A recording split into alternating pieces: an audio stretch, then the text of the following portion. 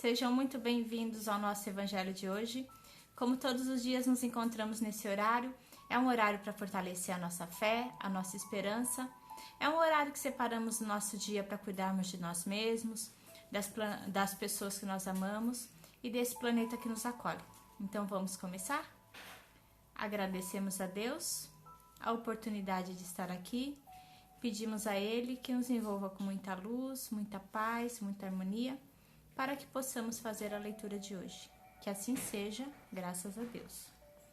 O tema de hoje está no capítulo 5 de novo, porque ontem eu li as causas atuais das aflições. Daí hoje eu vou ler as anteriores das aflições, então as causas anteriores das aflições. Mas se há males nessa vida, de que o homem é a própria causa, há também os outros que, pelo menos em aparência, são estranhos à sua vontade e parecem golpeá-los por fatalidade. Assim, por exemplo, a perda de entes queridos e dos que sustentam a família. Assim também os acidentes que nenhuma previdência pôde evitar. Os reveses da fortuna, que frustram todas as medidas de prudência, os flagelos naturais e ainda as doenças de nascença, sobretudo aquelas que tiram aos infelizes a possibilidade de ganhar a vida pelo trabalho, as deformidades, a idiotia e a imbecilidade. Os que nascem nessas condições nada fizeram seguramente nesta vida para merecer uma sorte tão triste, sem possibilidade de compensação, e que eles não puderam evitar, sendo impotentes para modificá-las, e ficando à mercê da comiseração pública. Porque, pois, esses seres tão desgraçados, enquanto ao seu lado, sob o mesmo teto e na mesma família, outros se apresentam favorecidos em todos os sentidos?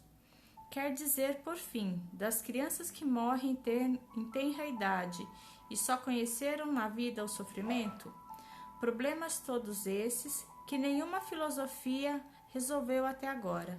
Anomalias que nenhuma religião pôde justificar e que seriam a negação da bondade e da justiça da providência de Deus, segundo a hipótese da criação da alma, ao mesmo tempo que o corpo, e da fixação irrevogável da sua sorte após a permanência de alguns instantes na terra, que fizeram elas, essas almas que acabam de sair das mãos do Criador, para sofrerem tantas misérias no mundo, e receberem no futuro uma recompensa ou uma punição qualquer, se não puderam seguir nem o bem e nem o mal? Entretanto, em virtude do axioma de que todo efeito tem uma causa, essas misérias são efeitos que devem ter a sua causa, e desde que se admita a existência de um Deus justo, essa causa deve ser justa. Ora, a causa sendo sempre anterior ao efeito, e desde que não se encontra na vida atual, é que pertence a uma existência precedente. Por outro lado, Deus, não podendo punir pelo bem que se fez, nem pelo mal que não se fez, se somos todos punidos, é que fizemos o mal. E se não fizemos o mal nessa vida, é que fizemos em outra. Essa é uma alternativa a que não podemos escapar, e na qual a lógica nos diz de que o lado está na justiça de Deus. Então, ontem a gente conversou sobre as causas atuais, né? As nossas escolhas sempre vão ter uma consequência. Mas daí, a gente viu aqui nesse texto algumas coisas que acontecem e que não tem uma explicação lógica, né? Então, uma das explicações é por que existe crianças que... Uma pergunta, né? Por que existe crianças que nascem sem nunca ter feito nada de mal e nascem com deformações, muitas vezes nascem e ficam só um período viva e depois elas desencarnam? Por que essas coisas acontecem? Ou então esses reveses da vida, de que a pessoa tá bem, de repente do nada tem uma doença grave, ou então acaba tendo uma morte prematura. Então são várias coisas que antes da gente conhecer o Espiritismo a gente questiona. A gente questiona principalmente Deus. Por que Deus permite tanto sofrimento? Por que Deus permite que pessoas boas desencarnem tão cedo, enquanto outras pessoas que não são tão boas ficam aqui? Por que crianças inocentes nascem com doenças que não têm cura? Então a gente, antes de ser espírita, a gente começa a questionar que Deus bom é esse que permite isso. E daí, a partir do momento que a gente entende o Espiritismo, a gente descobre que existe a reencarnação. Que a gente, quando está aqui, a gente faz as nossas escolhas que às vezes não são tão boas. E lembra que a gente falou? Escolhas não tão boas vão dar consequências não tão boas. E se a gente não consegue resolver isso nessa vida, a gente vai ter que resolver na próxima. Ou numa outra. Mas a gente vai ter que resolver. E muitas vezes, a hora que a gente vê,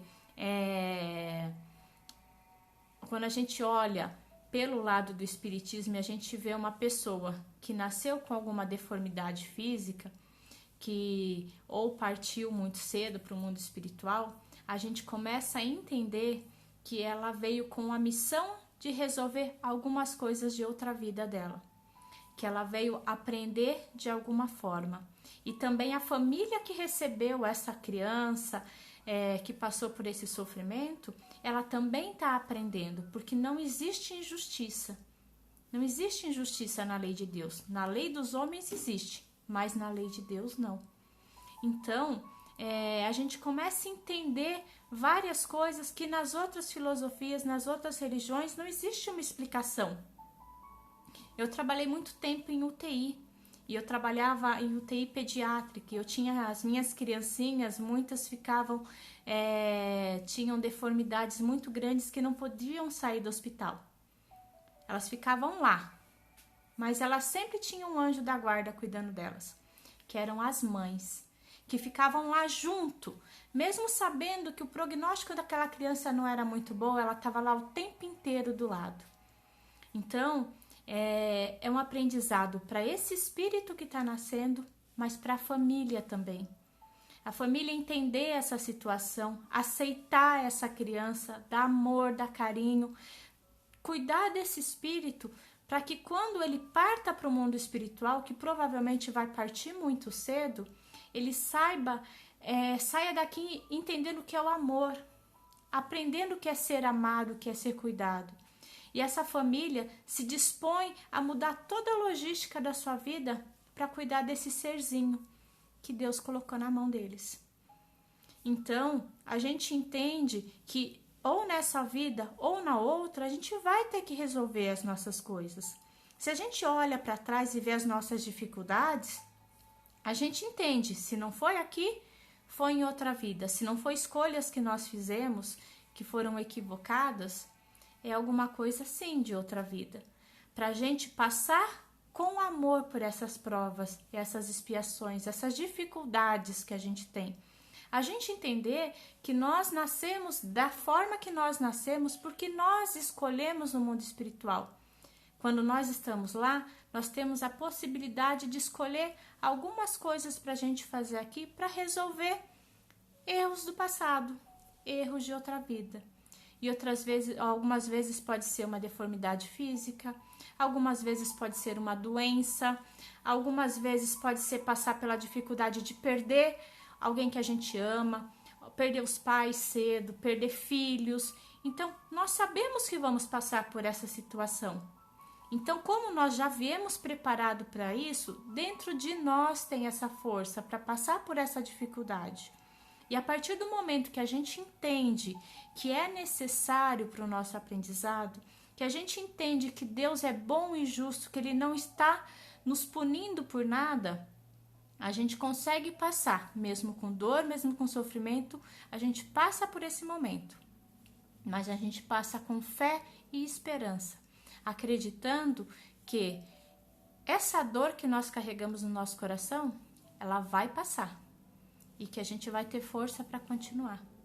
Então, existem as aflições, as dificuldades desta vida e a da outra. E em nenhum momento a gente tem que achar que Deus é injusto, porque a gente só está resgatando aquilo que a gente deixou de fazer em outras vidas. Então nada nessa vida está errado. Então, complementando o texto de ontem, né, que a gente leu, complementando, é para a gente olhar a nossa vida com amor e com carinho e ser grato. Ser grato pelo corpo que a gente tem, ser grato pela família que a gente tem, ser grato pelas dificuldades que a gente passa, porque a partir do momento que a gente é grato, a gente é resiliente, a gente vai com certeza passar pelas provações com amor, com aprendizado, e quando a gente partir para o mundo espiritual, que é a nossa verdadeira morada, a gente vai olhar para trás e vai falar assim: nossa, foi difícil essa minha vida, mas eu consegui passar por todas as provas. Eu não desanimei em nenhum momento. E quando o desânimo vier, que a gente possa fazer a nossa oração, a gente possa se ligar a Deus, se ligar ao nosso anjo da guarda que está do nosso lado, nosso mentor, e pedir força, pedir fé, pedir esperança para passar pelas dificuldades. Porque essa força está dentro de cada um de nós. Basta a gente buscar. Então, não existe injustiça, existe aprendizado na nossa vida sempre. Então, eu acho que o Espiritismo nos fortalece para isso, para essas questões. Muitos de nós, eu mesma fui um que procurei o Espiritismo por causa de uma dor, por causa de uma perda de uma pessoa que eu amava, que era meu pai, bem nova.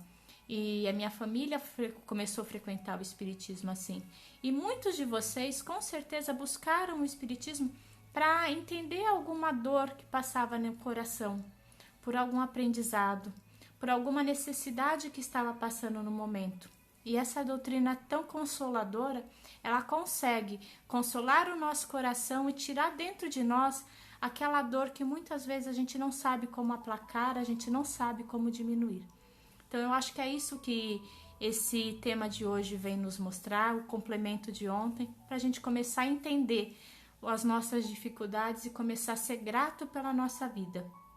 Porque a gente só aprende quando a gente tem as dificuldades e a gente consegue vencer. Se a gente ainda não consegue vencer, a gente se revolta, a gente fica com raiva, a nossa situação ela fica mais difícil, porque a gente não aprende a viver com paz e com tranquilidade. Então eu acho que é isso, gente. Vamos fazer a nossa prece? Agradecemos a Deus por mais uma oportunidade de estarmos juntos. Pedimos a Ele, toda a equipe espiritual que envolve esse planeta que nos acolhe, envolvendo todos os seres criados por Deus, que esse amor envolva toda a humanidade, fortalecendo todos os corações, dando fé e esperança no futuro. Que esse amor envolva todos aqueles que estão doentes nos hospitais, nos prontos-socorros, até mesmo nos seus lares. Que eles possam ser envolvidos pela energia de amor, de paz, que a equipe espiritual dos médicos possa olhar cada um deles com amor e com carinho. Que esse amor envolva também seus familiares, fortalecendo a sua fé e a sua esperança. Pedimos, Pai, que olhai por todos os profissionais que cuidam desses doentes, que eles mantenham essa missão do cuidado com amor e com carinho. E que esse amor envolva também o lar de cada um. Pedimos também que olhai, Pai, por aqueles que partiram para o mundo espiritual no dia de hoje, que eles possam ser recebidos por mãos amigas, que possam encaminhá-los para locais de refazimento. E que seus familiares possam receber nesse momento energias de paz, de esperança, de fé, consolando todas as suas dores. Que esse amor envolva todas as pessoas que nós conhecemos, aqueles que estão aqui e aqueles que já partiram para o mundo espiritual, envolvendo o nosso lar também, com amor, com carinho, envolvendo todas as pessoas que moram conosco. E nós agradecemos, Pai, agradecemos o aprendizado diário, agradecemos por ter pessoas que nós amamos ao nosso lado, agradecemos ao nosso anjo da guarda, nosso mentor, por estar nos acompanhando e nos guiando. Agradecemos, Pai, pois temos a certeza que nunca estamos sozinhos, pois você sempre está ao nosso lado, nos mandando energia de amor, cuidando de cada um de nós e acreditando em cada um de nós. Graças a Deus. E assim, agradecemos cada um de vocês que esteve na nossa leitura do Evangelho de hoje. Pedimos a Deus que abençoe cada um com muita luz, muita paz, muita harmonia. E amanhã estaremos juntos novamente. Fiquem com Deus.